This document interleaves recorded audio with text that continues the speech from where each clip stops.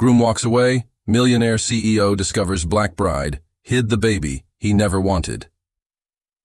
Comment below from which city you're watching, and hit the subscribe button for more videos. He was the kind of man everyone envied, wealthy, powerful, and so untouchable that even his enemies bowed in silence. A millionaire CEO who lived life as if every rule bent to his will. Tonight should have been his grandest moment yet, an extravagant wedding that promised to unite power, beauty, and fortune. But as he stood at the altar, ready to seal his perfect future, everything shattered with one devastating truth. The woman he was about to marry, the woman he had chosen from a world of glittering options, was hiding something. A secret so dangerous, so personal, it cut deeper than betrayal itself. For years, he had believed her obedience was unquestionable. For years, he thought she had obeyed his command when he demanded she erase a life, his own child, before it could even draw breath. But what if she hadn't? What if, behind those flawless smiles and those elegant gowns, she had carried that child in silence, raising it in the shadows, hiding it from the man who believed he controlled everything? Now, imagine the scene. Guests frozen, cameras flashing, whispers colliding in the air. A millionaire groom walking away from a lavish altar, not because of scandalous rumors, not because of betrayal with another man, but because the woman he thought he owned had dared to defy him with the greatest secret of all, a child he never wanted. What would drive a bride to hide such a truth? Love? Fear? Or a silent rebellion against the man who demanded everything yet gave nothing in return? And more importantly, what happens when that child, innocent, hidden, forbidden, becomes the very reason his empire of control begins to crumble? Stay with me. Because this is not just the story of a cancelled wedding. It's the story of a powerful man brought to his knees by the one secret he thought could never exist. The story begins in a city where glass towers kiss the sky, where expensive cars glide through polished streets, and where wealth and privilege often draw a line between who belongs and who doesn't. Amara knew this world well, though she never truly belonged to it. A young black woman in her late 20s, she was sharp, ambitious, and resilient. She worked as a high-end event planner, one of the best in the business, designing weddings, galas, and luxury launches for the wealthy elite. Clients sought her out not only for her flawless taste, but for her ability to stay calm in chaos, to make every event sparkle like a fairy tale. But behind the flawless events she created, Amara carried something heavier. She was always aware that while people admired her work, not everyone admired her. Her presence in the elite circles of fashion, business, and high society often earned her silent stares, the kind that lingered a second too long, the whispers when she left the room, the subtle pauses before handshakes. Still, Amara believed she could outshine it all. She believed that her talent, her work, and her heart could be louder than prejudice. Her fiancé, Ethan, seemed to prove her right. A wealthy CEO, strikingly handsome, with a magnetic confidence that filled every room he entered. Ethan came from old money. His family name opened doors before he even knew how to knock. To the world, he was the picture of success. Tailored, suits, commanding speeches, and a vision that seemed unstoppable. And he had chosen her. Out of all the women who chased his wealth and status, Ethan had fallen for Amara's strength, her warmth, her refusal to bow. When he slid a diamond ring on her finger, it was as if the world itself shifted. For Amara, it was proof that love could conquer barriers, that maybe the whispers and stares didn't matter. Together, they planned a wedding that would be the talk of the city. A lavish celebration of love, culture, and elegance. Amara poured her soul into every detail. Flowers flown in from Italy, a live orchestra, a dress that shimmered like liquid light. This wasn't just her wedding. It was her chance to stand, unapologetically, in a world that often told her she didn't belong. Yet beneath the joy, shadows stirred. Ethan's family had been polite, always polite, but never warm. His mother's smile was a little too practiced. His father's conversations always circled back to heritage, family expectations, and tradition. The unspoken words hung heavy. "You are not one of us." Amara felt it, even as Ethan brushed it off. "They'll come around," he would say, wrapping her in his arms. "They just don't know you like I do. And for a while she believed him. But belief, like glass, is fragile, and the cracks were already beginning to form. This was more than a love story. It was the calm before the storm, a storm of betrayal, prejudice, and secrets that would soon bring everything crashing down. The whispers became louder. At first, Amara thought she could ignore them. The sidelong glances from Ethan's family, the snide remarks carefully wrapped in politeness. But soon, the prejudice could no longer be hidden behind silk smiles. It started at a gala. Ethan had brought her to a fundraiser where the city's wealthiest mingled. Amara wore a flowing black gown, her hair swept elegantly, a diamond necklace, gleaming against her skin. She felt powerful, until she didn't. Such a shame.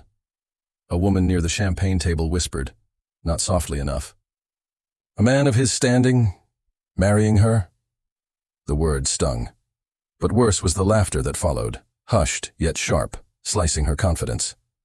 Amara lifted her chin, forced her smile to stay, and pretended not to hear. Ethan, too busy entertaining. Investors never noticed, but this was only the beginning. Days later, Amara visited Ethan's parents for dinner. The atmosphere was suffocating, like she had stepped into a house where the walls themselves judged her. Ethan's mother smiled too sweetly, complimenting her dress before adding, "It's refreshing to see you make such an effort. I suppose, in your background, appearances mean everything." Amara's hand tightened around her glass. The insult was disguised as politeness, but it hit like venom. She swallowed the pain, choosing silence. Ethan, once again, brushed it off when she told him later, "That's just how they are. Don't take it personally." But how could she not? Then came the public humiliation. The wedding rehearsal dinner was supposed to be magical, guests from both sides meeting, toasting, celebrating. Instead, it became a battlefield. One of Ethan's business associates raised his glass, smirking. "To Ethan," he said loudly, "may you have strength, because marrying across such divides takes courage." Laughter broke out. Not everyone laughed, but enough did. Amara froze, her fork clinking against her plate. Her cheeks burned as all eyes turned to her, some sympathetic, some mocking. Ethan stood quickly, his voice sharp. "That's enough." The room went quiet, but the damage had been done. That night, Amara lay awake, staring at the ceiling. Was she making a mistake? Could love truly overcome a world determined to see her fail, yet her spirit refused to break? She had built her career from nothing, fought through every wall placed in her way. She would not let racism rob her of love, of happiness. But deep down, she knew the storm was growing, and then, the revelation that would shatter everything arrived. It happened just days before the wedding. Amara was finalizing floral arrangements when she overheard Ethan on the phone, his voice cold, calculated. "No one can know about it," he said. "I told her what had to be done years ago. If she hid it from me, if she dared disobey me, then she's not the woman I thought she was." Amara's heart stopped. He was talking about the child, the baby he had demanded she abort long ago. The secret she had carried in silence, the child she had loved enough to protect from his cruelty. Her hands shook, the flowers slipping from her grasp, scattering across the marble floor. Tears blurred her vision, but anger boiled beneath them. He had promised love, but his love came with conditions. His devotion was control, his affection a leash. And now, the truth threatened to explode in front of everyone, at the altar, under the gaze of hundreds, with cameras flashing and whispers waiting to tear her apart. Would Ethan abandon her? Would his family expose her secret?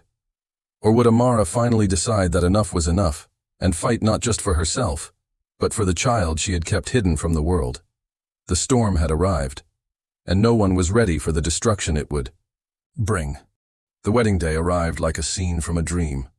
The cathedral glowed under a sea of white roses and golden light. The pews overflowed with the city's richest, investors, politicians, celebrities. Camera flashes erupted outside like fireworks. For the world, this was a fairy tale union of wealth and elegance. For Amara, it was a battlefield disguised in silk and lace. Her dress shimmered, her veil trailing behind like a river of light. She walked slowly down the aisle, heart pounding louder than the orchestra. Every step felt heavier, each gaze from the guests pressing like a weight on her chest. They weren't all here to celebrate. Many were here to judge. At the altar, Ethan stood tall, his jaw sharp, his posture commanding. But his eyes, cold, searching, held none of the warmth that once drew her in. Amara's stomach twisted. She remembered the phone call, his words, dripping with disdain.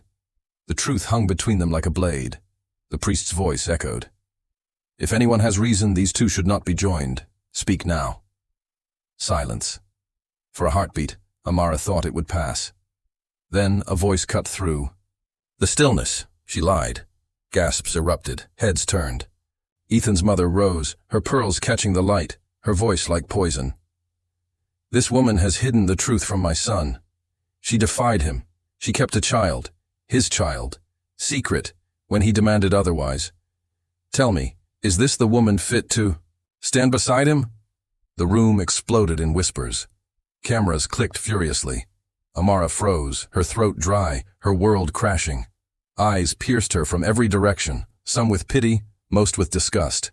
Ethan didn't deny it. He stepped forward, voice cold, carrying through the cathedral. Is it true, Amara? Did you disobey me? Did you hide my child? Tears burned her eyes, but anger rose hotter. She had lived in silence long enough. Her body trembled, yet her voice rang clear. Yes, I kept our child. Because unlike you, I saw life. I saw innocence. I saw love worth protecting. She turned to the crowd, her words cutting through their whispers. He asked me to erase my baby as though it were a mistake. But my child is not a mistake. My child is my courage. Gasps, murmurs, some clapped hands to mouths. Ethan's face twisted with fury. You dare humiliate me in front of everyone? You think you can stand here defying me, making a fool of me? Amara's voice shook, but she didn't back down. No.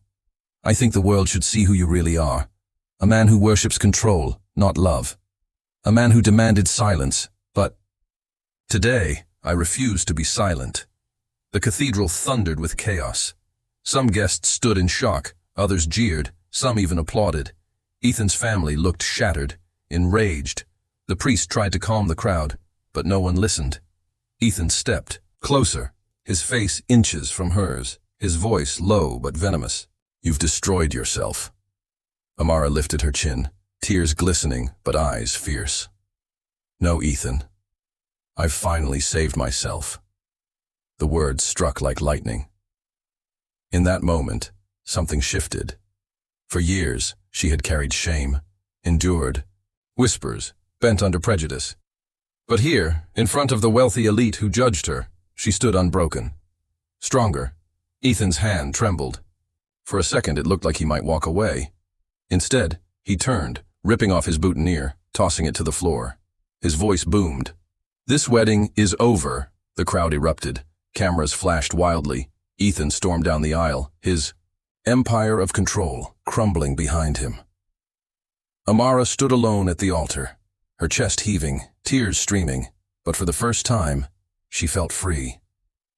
And then, just before the chaos swallowed everything, a small voice echoed in her memory, her child's laugh, the very laugh that had given her strength all along. This wasn't the end. It was the beginning. The cathedral had erupted into chaos. The wealthy elite scrambled for their coats, whispers slicing the air sharper than knives. Some left with disgust, others lingered, hungry for scandal. But amid the storm, Amara stood unmoved. She was trembling, yes, but not broken. For the first time in her life, she had spoken her truth, no longer shrinking to fit into someone else's world. The wedding was over.